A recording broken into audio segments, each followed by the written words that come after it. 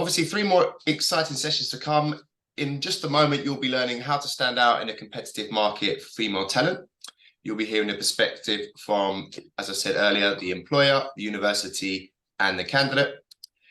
At 12:30, I'll be sitting down with Luke from Channel 4. He's the co-chair of 4Pride, Channel 4's LGBTQIA+ ERG, where he played a key role in introducing gender-affirming healthcare, organises events for staff, and coordinates 4Pride's involvement in Leeds and London Pride. We'll be discussing the impact that 4Pride has had on recruiting and retaining LGBTQIA+ talent. And then at 2:15, we'll be sitting down with Nolene and providing employers of all shapes and sizes with practical and attainable recommendations on hiring international talent. So her practical advice will enable your organisation to make most of the huge wealth of international talent in the UK job market. So just before we get to the next session, a quick reminder for those joining who Sanctuary graduates are and why we put this conference on. We are the early careers and recruitment experts, and we can reach every student at all UK universities. So everything that we do stems from this. Our ability to contact every student studying for any degree at any UK university gives us the widest possible reach of early careers talent in the UK. We've synthesized HESA data, which tells us the diversity metrics of every course in the UK. And when the two are combined, they allow us to access and engage with target groups of students for our clients. Here's how we reach those students. It's a combination of these 4 areas. We have a database of talent. Unique to us, we have legal relationships with over 50 universities, which allow us to access any of their students on campus. We also have partnerships with departments and also sponsor and have links with over 250 societies, namely the 93% Club, Afro-Caribbean Society, to name a few. We use the right combination of these networks and our data tool to help our clients get the early careers attraction outcomes they desire. Again, we cover the whole early careers ecosystem from the top of the funnel to the nuts and bolts of the recruitment process. We have graduate attraction and brand ambassadors for larger businesses who need help with their attraction. This service can be used to solve any of the following challenges: quality of applications, diversity of applications, and hard to fill roles. And we also provide volume screening services as well as end-to-end recruitment.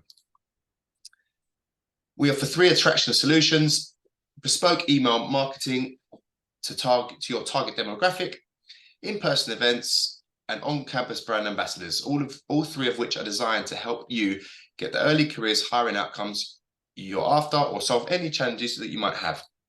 And again, here's a selection of the employers we've supported from all industries and all sizes. Okay then, so time to introduce our panel for the session. Again, it's the battle for female talent, how to stand out in a competitive market. You'll be learning how to stand out in this market, hearing this perspective from the employer, the university, and the candidate. So I'm going to stop sharing my screen and encourage the panel to pop their cameras on. Thanks, Emily. And I will just get Emma to put hers on. There we go. Always the awkward part where you want to make sure it all works. And I think we're good. So, hi everyone, how's it going? I'll tell you what we'll do. We'll let Emily introduce herself first, and then the rest of you can do so. Cool, thanks, Chris. Hi everyone. My name is Emily, and I'm going into my final year studying economics at the University of Nottingham. It's really nice to be here with you today. I'm looking forward to sharing some of my perspectives. And for me, it's something that's quite important for me as well, because I've done lots of work related to diversity and inclusion, like outside of my studies and before I went to uni as well. I worked for some charities. So yeah, really great to be here, and I'll pass on to the next person. Thanks, Emily. Yeah, we're looking forward to hearing what you got to say. We've had a couple of good chats already, so thanks for joining. Hey, Paul, how are you doing? Yeah, I'm doing well. So my name's Paul Sobers. I'm down here as an early career specialist, but I've recently started a new job as the UK graduate and student recruitment lead at National Grid. I've worked for a number of well-known organizations across the UK, HSBC, Amazon, Sky, to name a few. And I've worked in the early careers space for about 8 to 10 years. So I have a good understanding of everything early careers, I'd like to think. Yeah, I'd like to think so too, Paul. Thank you. Thanks for joining. Hey, Emma, how you doing? Hi everyone, yeah, very well, thanks. My name is Emma, Emma Lees. I am the Employer Engagement Consultant working with the fairly new careers team at Arden University. Arden University is quite a new university in the HE space, the higher education space, but actually the UK's fastest growing university, so very exciting to be part of the team here.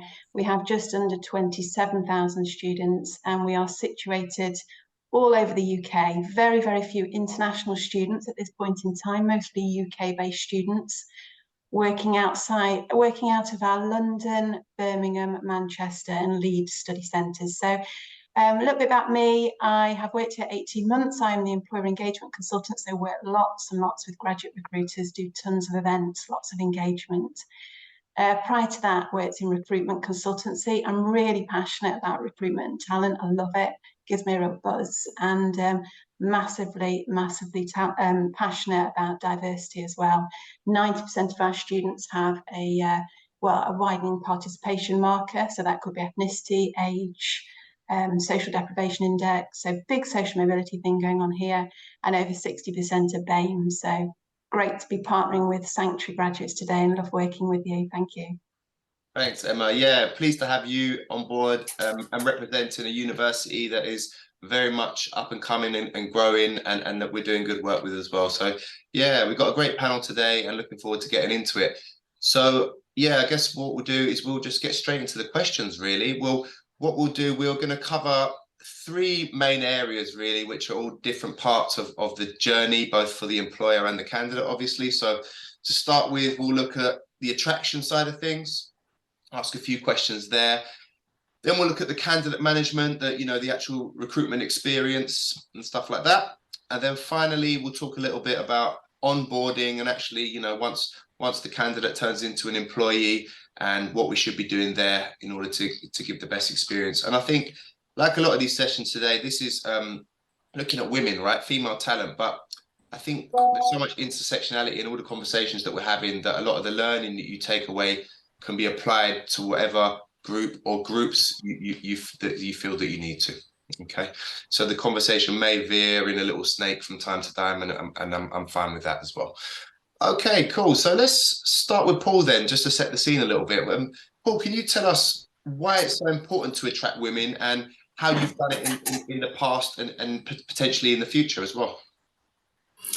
Yeah, so it's important to attract women generally to, I guess, where women are underrepresented in certain spaces. So I've worked for a lot of tech and engineering companies, and sometimes even in accountancy, where you kind of have female talent feels like it's underrepresented when it comes to roles, whether that be the accountant, whether that be like software engineering. So we almost have to make a conscious effort to go and target talent in those particular areas.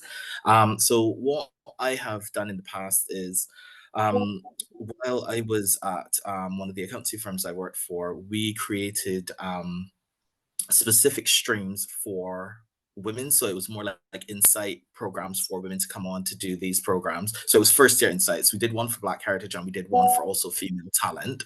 And the idea being is that they would get like a first year insight where they'd be in first year, they'd come in for 4 days, 2 to 3 days, and they would get an insight into whether that be audit, whether that be tax, whether that be technology within accountancy. The idea with that is that if they did well on that program, we would funnel them directly into our internship, diversifying that internship program. And then hopefully the idea being they funnel onto the graduate program. So almost finding another way to bring more women into that particular area.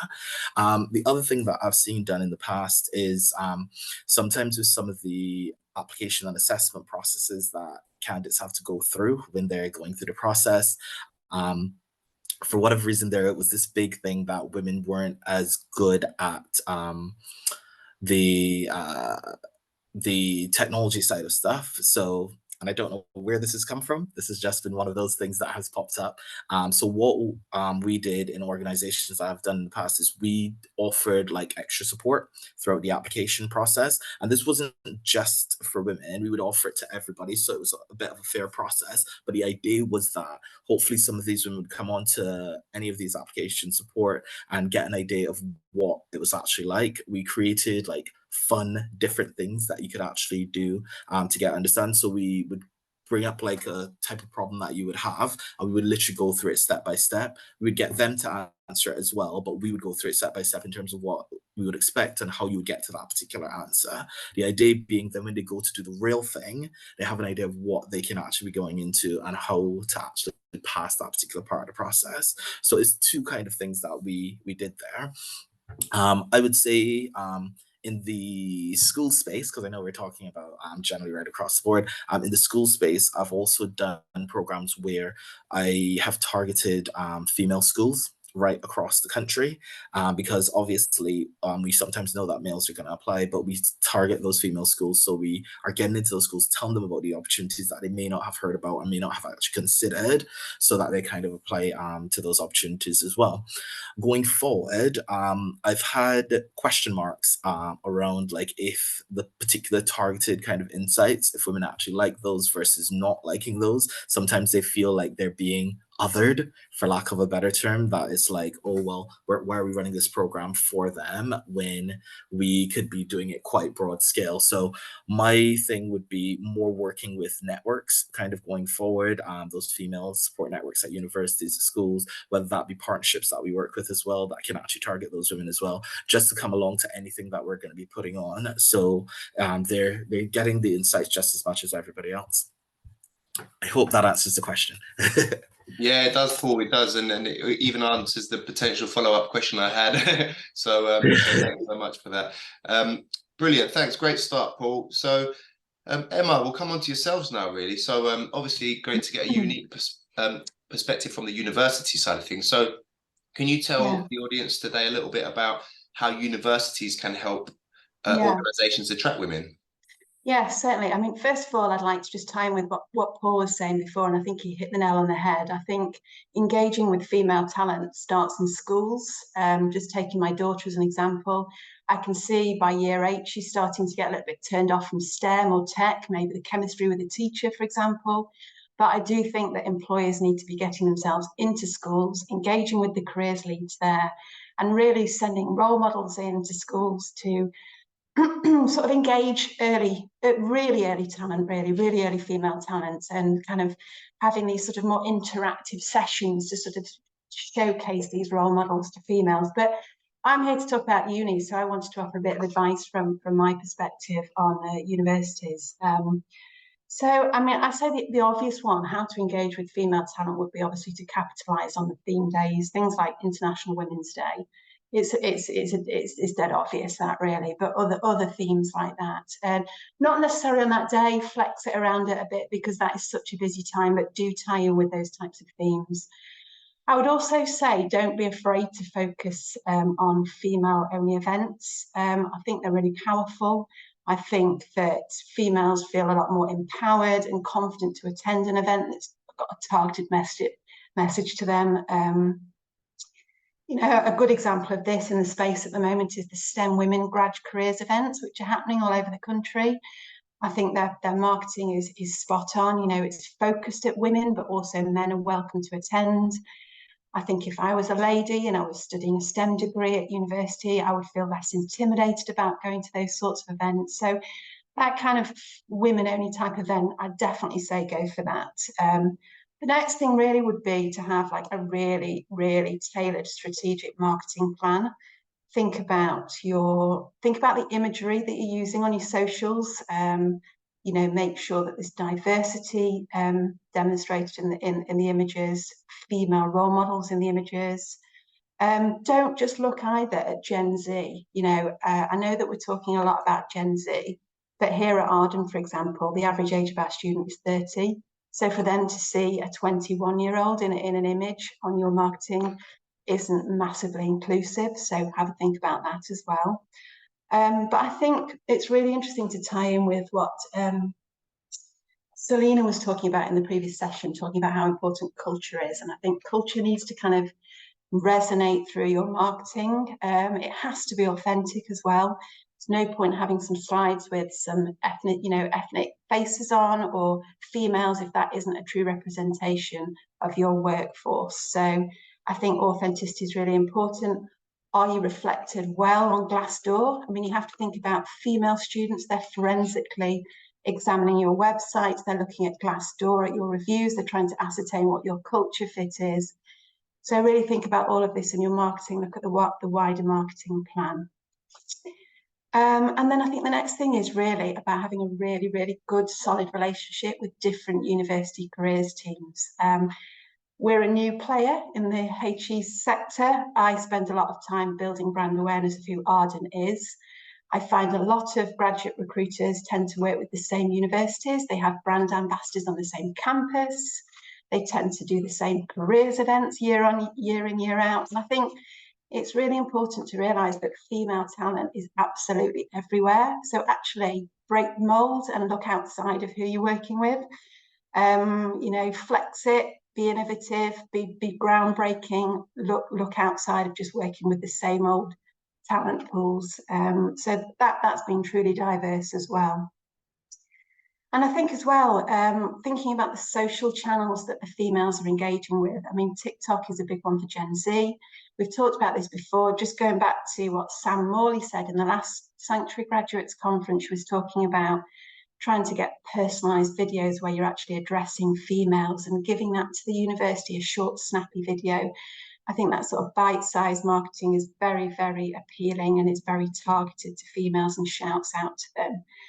And again, just on the relationships with university careers teams, I mean, at the end of the day, I'm the person that has the relationships with our academics. So try and get into the curriculum. That is the complete utopia in terms of graduate recruitment and careers. If you can get into the curriculum and you can get embedded into the curriculum in a session to showcase your brand and to reach out to not just females, but males as well, you genuinely are embracing EDI. The bums are on the seats. I know it sounds crude to say, but our students, and many students, are so time poor now.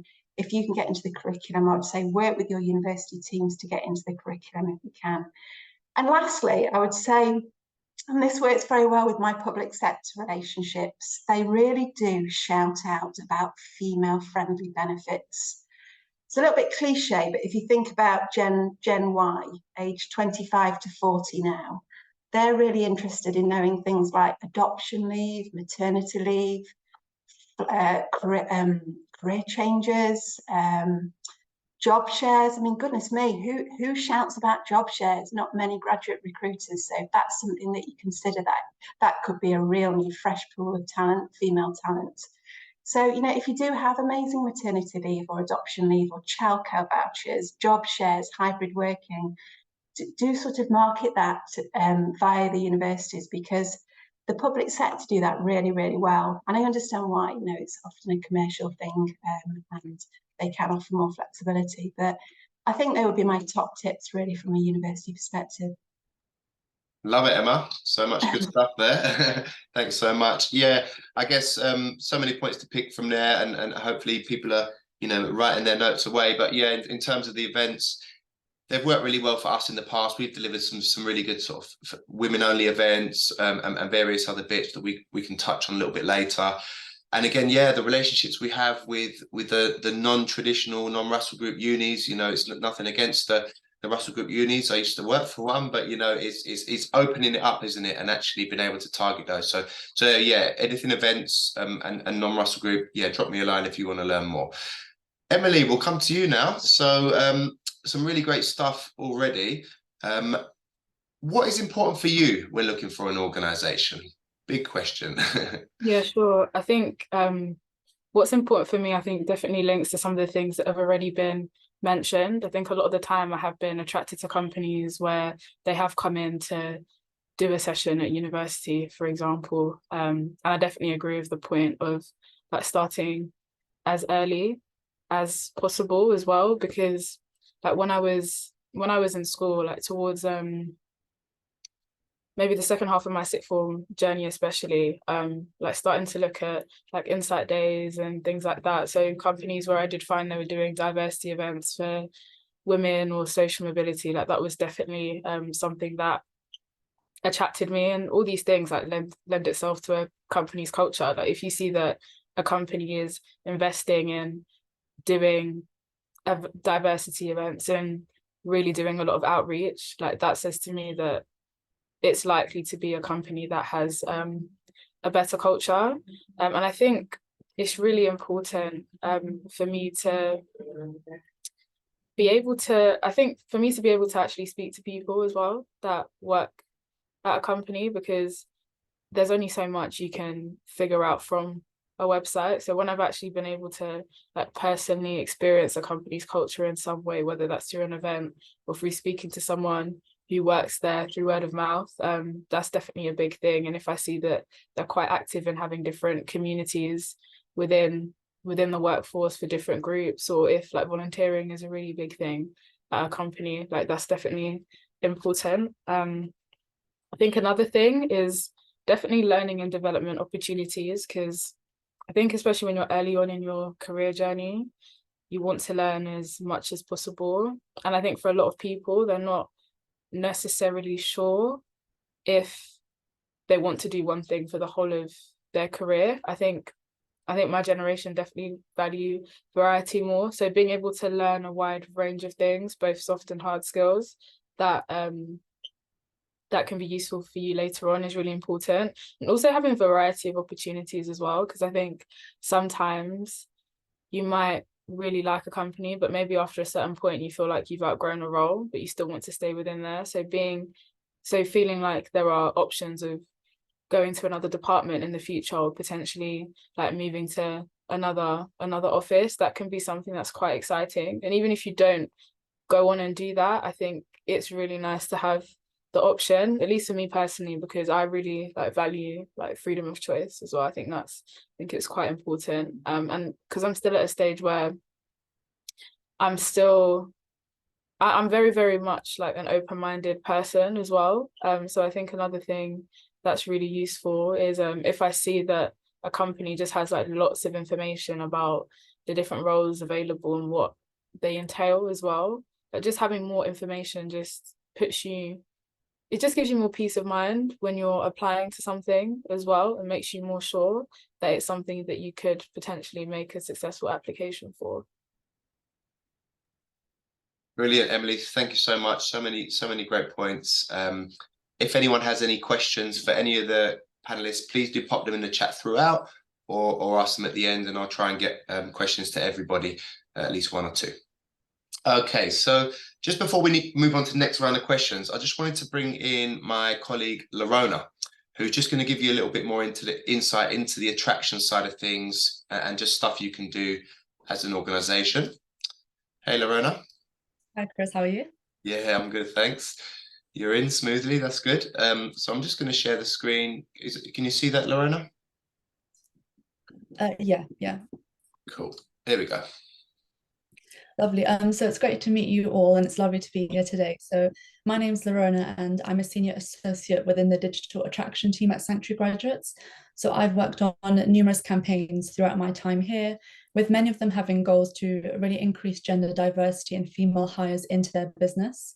So there are numerous attraction levers that businesses can pull to ensure that they are attracting the best female talent to their early careers roles. So from the ISC conference in June, and from our own personal experience as well, we've really found that tailoring the language and the content to be more female-led is really important. So we can do this through different methods like female role model stories. I think Emma touched on that briefly, and day in the life content as well. There's also a program that you can run your content through, which will allow you to analyze your wording, and this will let you see if it is typically more attractive to a particular demographic, such as gender. And then on this slide, there are different ways that you as an employer can attract female talent to your organization. So the first would be formal university partnerships, and asking universities to directly share your content with all the relevant students they have who identify as female. The next could be targeted outreach to a specific female group at university. So this can include female societies, for example. You can also utilize platforms like LinkedIn to directly headhunt female candidates. So I think Emily touched on that sort of personal point of keeping in touch with these candidates and offering them support. So we found that that directly headhunting sort of activity would really benefit female candidates to apply. And as well as LinkedIn, phone calls as well is really important. So we can go through the opportunity with them in more detail and answer any questions and just generally support them with the application process. So these are all strategies that you can do yourself. You can also work with a partner like us who's done this for many clients like Rolls-Royce Motor Cars. And we've also used all of these techniques and other attraction solutions to help Rolls-Royce Motor Cars in particular to attract more female talent. And I'll touch on that a little bit later. This campaign with Rolls-Royce won the best single purpose attraction campaign at the IC conference in June. So essentially we used a variety of female focused attraction strategies to deliver over 500 female STEM applications within just a 13-day period. So on this slide, you can see a selection of our networks that we have to really help reach the best female talent. So there's certainly relationships that you can build yourself with universities, societies and academic departments as well. And we can really happily advise you on what we do and how it might work for you. The next slide, please, Chris. Thank you. So bespoke email marketing works really well for targeting females as it allows your message to be incredibly targeted and to reach the right students as well. So at Sanctuary Graduates, we have our data tool to determine the right combination of departments, university partners, as well as societies to really help target and just help our clients with their early careers attraction as well as their diversity aims. Lovely. So dedicated focused events are also really crucial. So we've found that female candidates tend to take their time when submitting an application. So this means that they want to see an organization's really authentic self before they apply. So this could be done by having an in-person or a virtual event. So an event will allow you to build really meaningful engagement with female candidates, and they would therefore make better applications. And a few things to really focus on with events are to make sure you have the right candidates in the room, just so your message is really being received by your target group of students. And the content from the event should be focused on females as well. So you can do this through including female role model stories, for example. And with brand ambassadors, this is a really fantastic way of attracting the best female candidates. So having female brand ambassadors at your target campus will really help you to increase brand awareness. And female brand ambassadors themselves can build really meaningful engagement with their own networks while also promoting your opportunity. So you can use brand ambassadors to help you educate female candidates on why working with you would be such a great opportunity. And our award-winning campaign with Rolls-Royce included all of these elements. I'll touch on that in a second. So this case study outlines the work we did for Rolls-Royce Motor Cars, and it's used all the attraction methods that I've mentioned previously, as well as our own attraction solutions. So they essentially needed help with increasing applications from female candidates. So over a 13-day period, we used our female-focused attraction strategies to deliver 574 female applications to their early careers roles. So it's a fantastic example of how we can use female strategies to really drive the female applications. Thanks so much, Lorona. Your microphone just went right at the end. I'm not sure if that was just me, but we got 99.9% of what you said. So that was amazing. Thank you so much. Okay, let's get back to the panel, and we're going to talk about candidate management. So Lorona's going to hang around. If you've got questions for her as well as part of the panel, then do fire them across. But in the meantime, I'll stop sharing my screen and we'll get back to it. So Emily, let's come back to yourself. Can you give us a bit of insight into your experience of recruitment processes that you've been, and anything that stood out as positive or negative?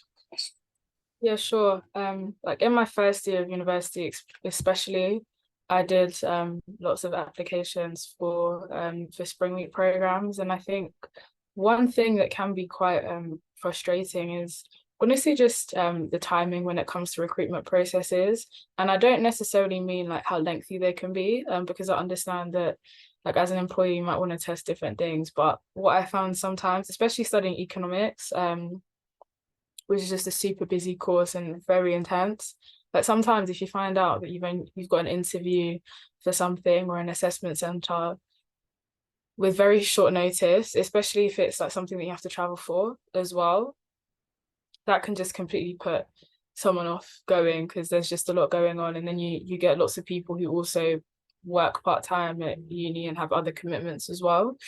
And to be honest, like those people are likely to be like underrepresented or less privileged. So sometimes you just immediately remove people from your candidate pool just because of that. So I think it's just something to be really mindful of, and especially when people like are applying for things earlier on. It's always going to be scary in general, but especially when you're early on in your career, if you don't feel like you've got enough time to prepare for something, you're going to be even more anxious about it. That's just the reality.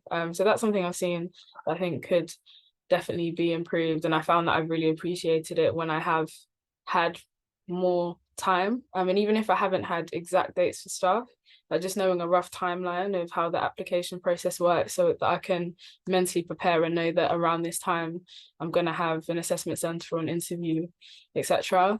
One thing that I have liked though is when I have been able to attend diversity events before, or maybe information sessions about a company, that's really useful because especially when you're from an underrepresented group, it just gives you a bit more of a leg up when you're applying, and it's almost like revision for your interviews as well, because you would have been able to hear directly from the employer and different employees some of their experiences directly. And again, it's just something that gives you an extra boost of added confidence. And I think especially for underrepresented candidates, it's quite important because, as I mentioned before, there's only so much you can see from a website. So if you have been able to bring in some knowledge that you've been able to gain from speaking to someone or from attending an event, that's something that can definitely help to diversify your workforces. And then finally, like during the interview process itself,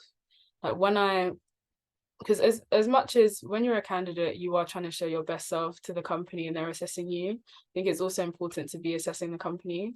And if throughout the assessment process, during the interviews, you see different people, you meet really nice people, even if you don't realize it, like subconsciously, you are probably judging the company as a candidate. So if you are making sure that people are having like positive interview experiences, like being able to have some nicer conversations with people, like interviewers who are also like open about their experiences, where it doesn't feel like too much like an interrogation. And again, seeing different people is really important, because if you're going through an interview process and all the people are kind of the same and you don't see yourself, like people always say that a lot of the time hiring can be a bit biased because people do hire people that that they can relate to, that they can see themselves in. That's just the reality of human nature. And I think it goes the other way around. Like if you're a candidate and you see somebody throughout your interview process, or perhaps a diversity event that you feel like you can see yourself in them a little bit, you're probably more likely to accept the offer if you were to get one and feel more comfortable going through the process. So those, I'd say, are the main positives and negatives that I have seen. And also, like when people are quite open about their career journey and you get some time to ask questions to your interviewer as well, that's also quite helpful for learning more about the company through the process as well. Like the learning doesn't just stop at reading at the website or perhaps going to an event prior to the recruitment process. Like if you have an interview in the first round where you're able to learn a bit more about the company and things like that, that also helps someone for their future interviews. And if they are to start at the company as well, having a bit more of an idea of what kind of culture they're getting themselves into. Thanks, Emily. Thank you so much. Yes, again, so many good things to take away. I think, the things you said about having time to prep, such a, an obvious, isn't it, when you think about it, right? Like, but if someone tells me I've got to do a presentation in a couple of days rather than in a couple of weeks, it's going to have a different effect on my stress levels, my, Yeah. you know, what I'm having to prepare. So yeah, really good stuff. And appreciate the insight. I just lost my questions. Here we go. So Paul, coming over to yourself, how, in your experience, can organizations ensure that women do remain in the talent pipeline during the process? There, I guess, a couple things you can do, and I know I mentioned some of them there. And Emily, it's interesting that you do flag about that whole last minute thing when employers kind of invite you at the last minute. I know sometimes is out of the employer's control, but like I do agree that like we should be making sure people have ample time to obviously prepare for the interview in advance. Make sure when we invite them, they have, I like to say, a week to 2 weeks before the actual assessment center is due to take place. But I guess an FYI, just from an employer to student perspective, never be afraid to tell the employer that you can't attend a day because it's too short notice. Chances are the employer will try to rearrange you as well, because once you've kind of made that short list of people we want to invite to an AC, we do actively want to see you, and we do really want to see you. So don't be terrified to actually push back and say, oh, I can't make that day. Is there another assessment center that I'll be able to come along to? In terms of, I guess, supporting in the pipeline, that's one thing that employers can do. Just be as open as possible with the recruitment process, so that if a candidate can't attend a day, or the assessments that they're able to do, any adjustments that you can actually put in place for them throughout that process to make that process just a little bit easier, that they wouldn't opt themselves out because they're like, oh, well, I can't do it because I need this particular thing. Make sure that you understand what your candidates actually need kind of going through the process. In addition to that, what I would say to the employers is like, you can reach out to your candidates in your pipeline. I know I mentioned a bit of it in my first question, but you can reach out to your candidates in your pipeline, especially when there are going to be long gaps between when they can actually hear from the employer. So say they apply on the 1st of October and then they don't hear anything for 3 months. They're just going to automatically assume they've been rejected in the process. Try to keep them as updated as possible, whether that be weekly, bi-weekly, and just let them know a bit of a timeline of when things are actually due to take place, because chances are they will stay in the pipeline if they have a good understanding of when stuff is actually going to happen. The other thing that you can do is, as I mentioned, arrange, like, there are certain parts of your process. If you notice that candidates are kind of sitting at a stage and they aren't doing that next stage, whether that be the video interview, the online assessment, or whatever the case may be, invite all your invite two stages, so using invite twice there, invite all your invite two stages to like a presentation that you can do to kind of talk them through what that next stage of the process is actually going to look like. Because a lot of the times when candidates opt themselves out or aren't doing a part of the process, is because they feel like they don't have a good understanding of what that next stage is going to entail. So create a presentation to your invite two stages and literally talk to them and say, well, this is what you're going to be doing, this is what to kind of expect with that that sort of next stage, and chances are you'll start to see people starting to do that and kind of continue to move through the process.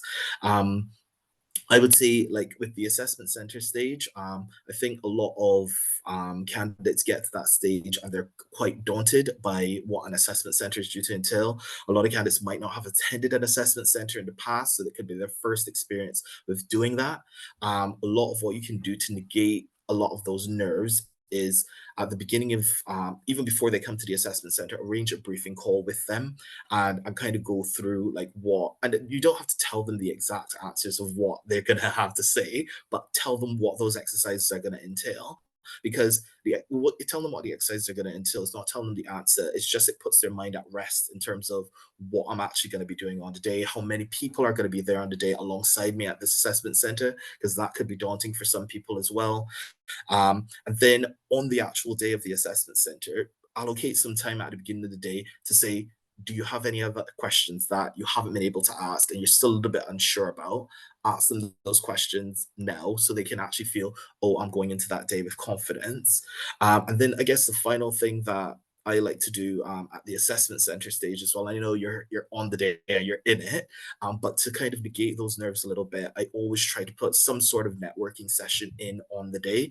Even when it was virtual, I would still try to have those networking sessions in, and having like real graduates or interns within your business, or industrial placements or apprentices within your business actually coming along to the day and talking to the candidates about their actual experience of working in the organization, their experience of actually going through that whole assessment process, because it then again puts their mind at rest.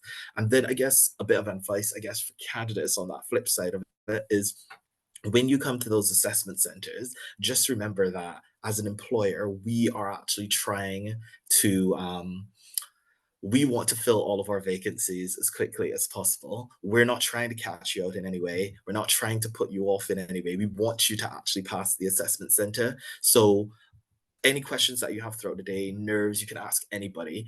They will be trying to help you as much as they could to make sure you pass that day, and we're able to offer you a job at the end of the day.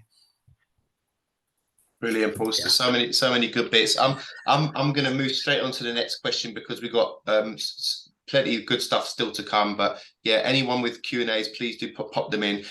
Emma, can you sort of give us any further insight on the application process from the Arden University perspective at all? Yeah, I mean, I would say first thing to bear in mind, any graduate recruiters out there, please bear in mind that students are incredibly time poor right now. And even more so, the cost of living crisis cannot be, you can't imagine how that's biting. I don't think that necessarily everyone understands that most students now are working. I know certainly at Arden University, the vast majority of our students are working and studying. Like 2 or 3 weeks ago in The Guardian, there was an article about how some universities are now trialling a 2 or 3 day week for study, so that students can work and flex part-time or full-time study around that. So I think you need to bear in mind that time poor is a massive issue, and therefore applying for jobs, searching for jobs, reading job specs, this all takes an incredible amount of time. Obviously, it's a very worthwhile use of their time so that they can do their research and make good applications. But if you are able to strip your recruitment processes back, try and simplify them if possible, not thousands of hurdles to try and get to interview stage, for example.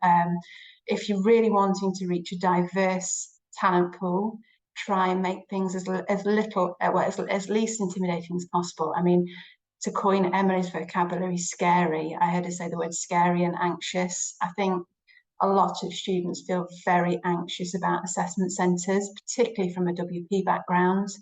I think Paul's comments about touching base with them before and trying to allay their nerves, that's lovely. That's really nurturing. And if employers have the resource to do that, that's absolutely amazing, because I know from speaking to my own students, assessment centres are incredibly intimidating, as are sort of recording yourself on interviews, like having to do a recorded interview.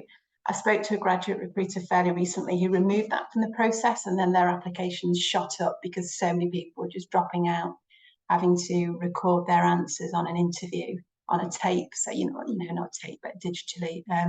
So I think if you can remove those barriers, I think as well, in my role here at Arden in employer engagement, I'm authorising jobs all the time for our jobs portal, Arden Futures.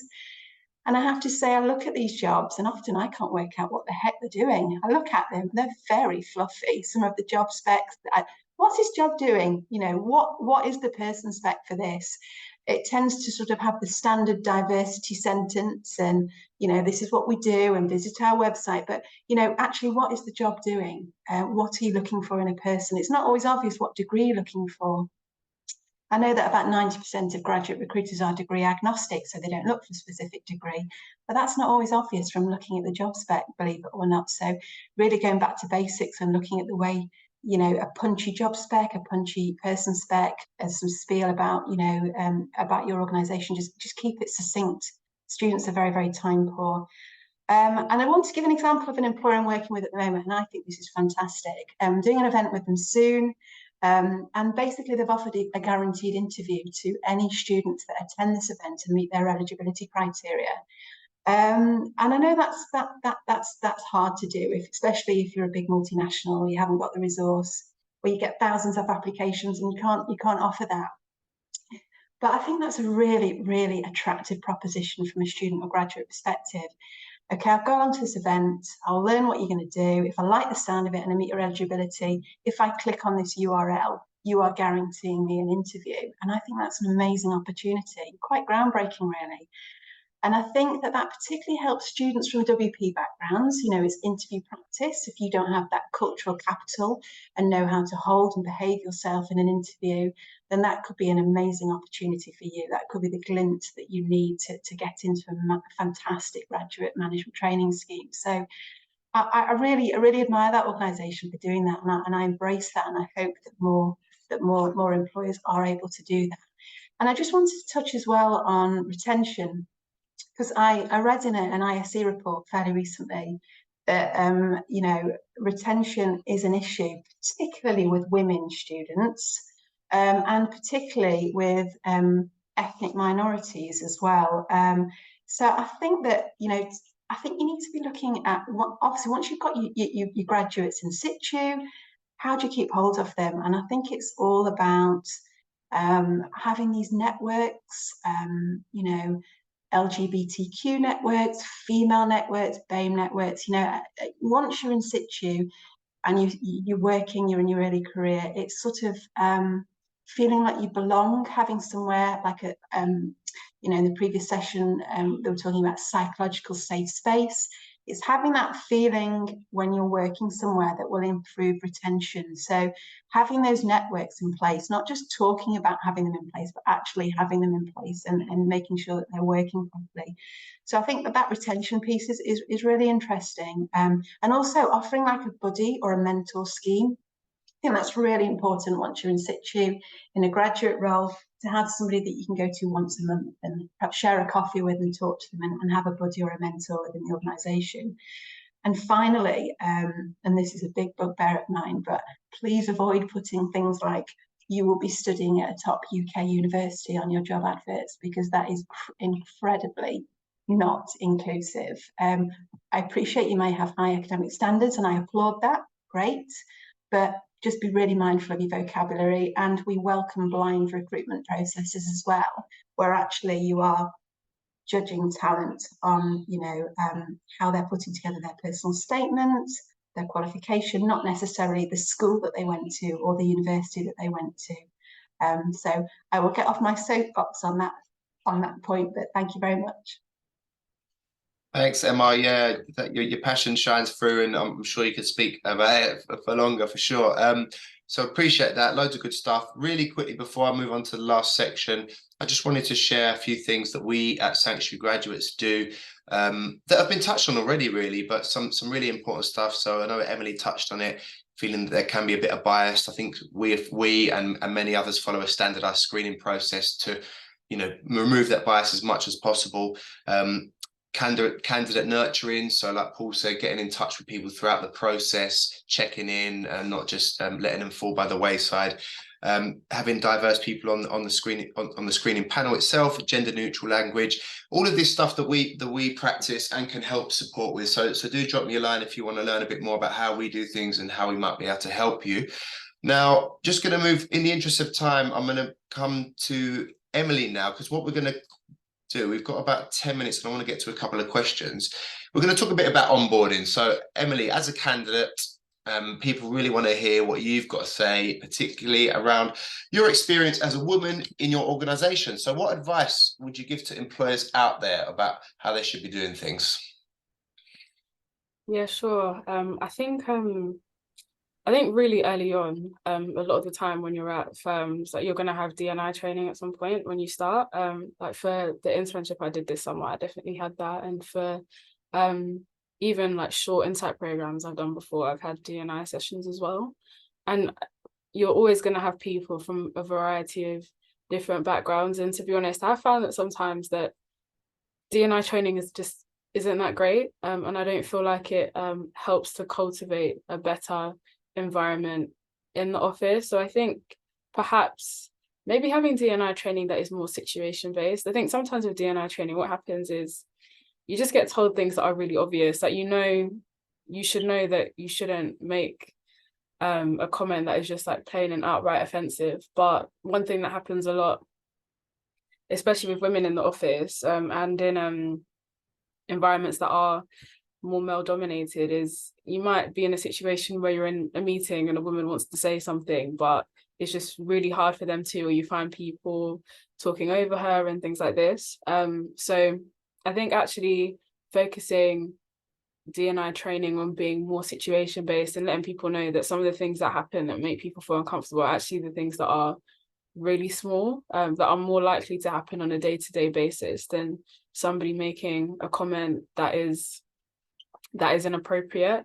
And I think as well, just focusing on intersectionality as well, and that for me personally, as much as I'm very much a woman, I'm also Black, and sometimes I can feel like both of the forces like working together. It's not just one. I'm also state school educated, so I think definitely highlighting intersectionality in different parts of people's identity is something that's important.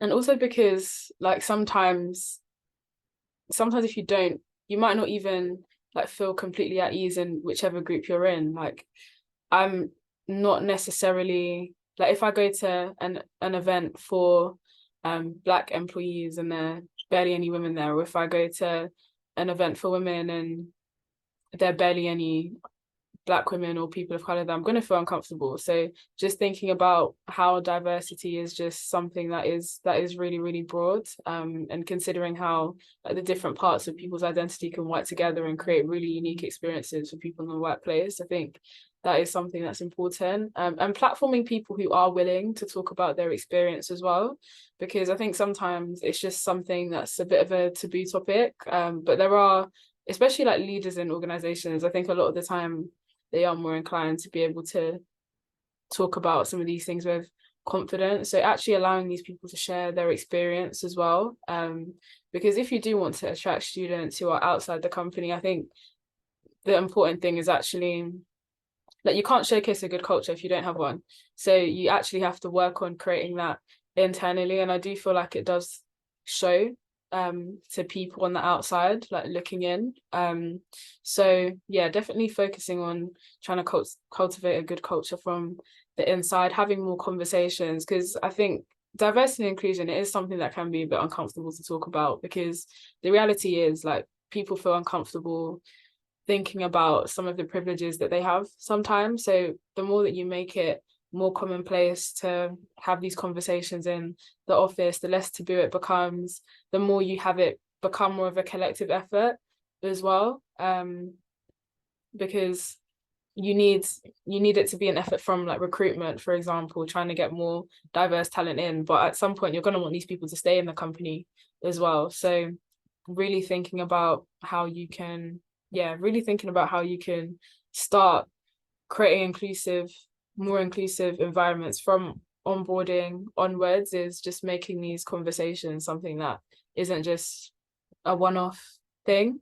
And I think just going back to onboarding as well, introducing people to communities that they can join like very early on as well. Like if your company does have communities, I think that's something to be encouraged from early as well, because it can be quite hard to find, especially if you're from an underrepresented background, it can be quite hard to feel like you can find your tribe at work or find other people that might relate to your experiences that you can, and create a safe space for yourself at work. So I think definitely encouraging people to join these groups from really early, and perhaps having like information sessions as well. Like at my internship, we had a kind of a like diversity fair almost, so you can meet the different communities and things like that. So that's something perhaps that people could maybe learn from. Brilliant, Emily. Thanks so much. So many good things to take away for everyone.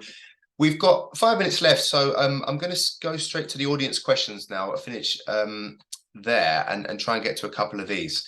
So one that came in first of all was for yourself, Paul.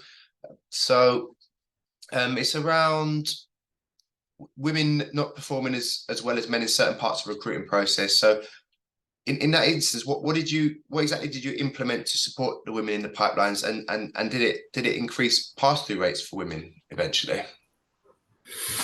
Yeah, so one of the things that I always do with any assessment process that I'm putting in place in any organization is we do a test. So we do check to make sure that there's no adverse impact coming through that process, and that's not just for women. That's also for versus ethnicities versus their white counterparts. All of these various things we tend to look at. Um, when we look at it and we do realize there is an adverse impact actually coming through, like all assessment processes for any organization, they normally have like a threshold in terms of what people have to pass. If we realize like that threshold in place is not putting through the level of candidates that we would want from the different diverse backgrounds, we would look at changing that threshold to make sure that it's actually doing what we want it to be doing. So that threshold would change, and it would mean that more women from or more people from the underrepresented group would then be able to be going through the process ideally. So in essence, the idea is trying to get the process as fair as possible. Normally with a new process, you do these checks anyway right at the beginning to make sure that it's as fair as possible. With a process that's tried and tested, it's normally like you put your thresholds in place and it should be fairly even right across the board in terms of how people are actually performing in the process. So when you do that, you do that analysis check, then you're able to say, okay, yeah, we know people are performing like they actually should. So it's just as an organization, making sure that those checks are being done right at the very beginning. And obviously checks are being done throughout to make sure that nobody's being disadvantaged in your processes. Brilliant, Paul, super helpful. And like a lot of these things can be applied across all groups really. So yeah, thanks so much for that. Yeah. Okay, just digging through the questions. So someone said, we're trying to ensure that our interview panels are more diverse, but some of our recruiting managers don't understand why this is valuable. How can we educate them on this? Oh, that's one part of the question. So I'll open it up to the floor.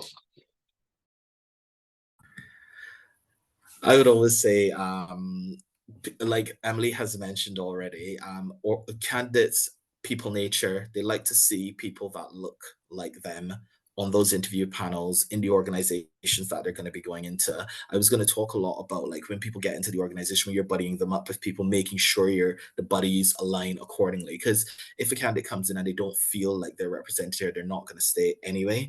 So it's almost making the hiring managers aware that that is exactly the case. Most hiring managers in this situation, particularly if they're coming from a diverse background, will understand that anyway, because they would know how they felt coming into that organization, and they would want to make sure that somebody else feels as welcomed as possible coming into that organization. So just making sure that they know why they're doing it, not just say, oh, we just want to meet our diversity metrics. No, that's not it at all. It's making sure that a person feels supported coming into that organization. I think as well, when I think in general, when people don't understand the value of diversity and inclusion, because some people like think it's just like the right thing to do, and we should do things just because it's the right thing to do, but the reality is it actually benefits them to have a more diverse workforce. So I feel like sometimes if all else fails, like that's the way to make people understand how important it is. And I'm sure if they spoke to some of the people that they've hired before, like they're going to say that if they did have other offers, their interview experience is the thing that made them pick the companies. As much as students are fighting to get the best jobs and competing with each other, companies are competing for the best talent. And if you're not matching up to some of these other companies where they will have better recruitment processes, where it's more enjoyable, where they're seeing more people that look like them, then you're kind of putting yourself at a disservice, because you need new talent all the time. That's just the reality. I'd agree and say that eventually it would have a knock-on effect. I think that, you know, you've demonstrated perfectly, Emily, that your generation is looking for diversity. So as time passes, you know, companies who aren't embracing diversity and not reflecting that in their panels, eventually you'll start to see more renates. You know, it might not happen now, but you know, further down the line, you know, the popularity of that particular opportunity might diminish because you're not practicing what everybody else is preaching. Exactly. And realistically, like most people are applying to more than one job. Especially for a smaller company as well. Like most people are naturally going to be more drawn to like the bigger names and things like that. So you need to be positioning yourself like, as I know plenty of people that will have like multiple offers, and then then it's up to them to choose what they want. So I think, yeah, if you want the best talent, you have to just present yourself in the best way possible. And I think just encouraging people, there's a lot of the time when people have these mindsets, the reality is they are more privileged. So I think that's where it's important to like sit and recognize your privilege as well. And I think that's why you got on mute. I think that's why like good D&I training is so important as well, because I think people do feel uncomfortable by their privileges sometimes, and aren't so aware of how different things might impact other people. So I think, yeah, just everyone being more educated, I think is super important. Chris, you're on mute. Yeah, there we go. Yeah, Did the the same first time of thing the as day. me. I blame Zoom, Emily. So yeah, thank you so much to the panel. Some really good stuff. We could have talked for double the time, I'm sure, but we're gonna have to tie it up because well-being is as important as as everything else, and we need our breaks. So we'll be back at 12:30, and we are going to be speaking to Luke from Channel 4. There's been a lot about what to do when you're in the organization, setting up groups. Well, this man is the one you want to listen to around that. So see you at 12:30 when I'll be speaking to Luke. Thanks so much, everyone, and speak to you soon, Paul, Emma, Emily. Thank you. Bye-bye. Thank you.